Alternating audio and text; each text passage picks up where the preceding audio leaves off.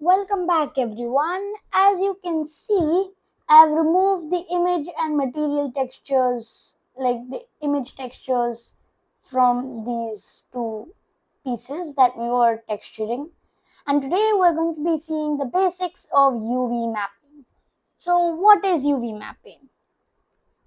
By the way, if you want your window to look like mine, just click up here the UV editing. Yeah. Well, UV mapping is like, imagine you have a balloon and you want to paint something on the balloon, like paint it on a piece of paper and then stick it on the balloon. It's difficult, right? Well, UV mapping is exactly that.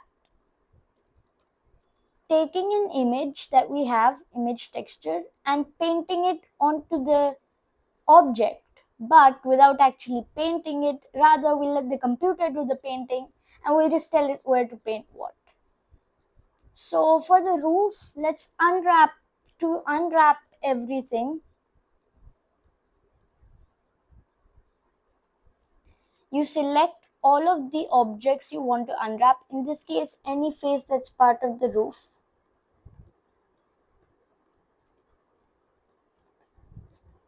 And then press U. There are a lot of options here, but basically we're going to be using project from view and just boring old unwrap. So what project from view does is it projects, as it says, projects it from view. So if you're in top view, this will look like this. And if you're in slight side view and you do project from view, it will look like this. This kind of looks like a 3D image of the house itself. So we're just going to be selecting only the top faces of the roof and then pressing project from view. You project from view. By the way, we have to be in top view to do that in this case. So now you'll see these are all projected from the top view. And that's good because we can just apply any texture just in teeny space. In Blender, if you have a texture that's this big,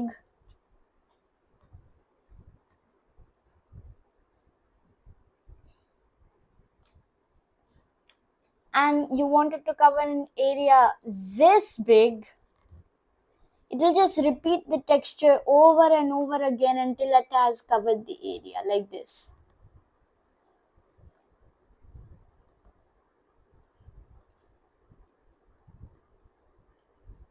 It's okay if it goes off the edge a bit, it will just not show that part here.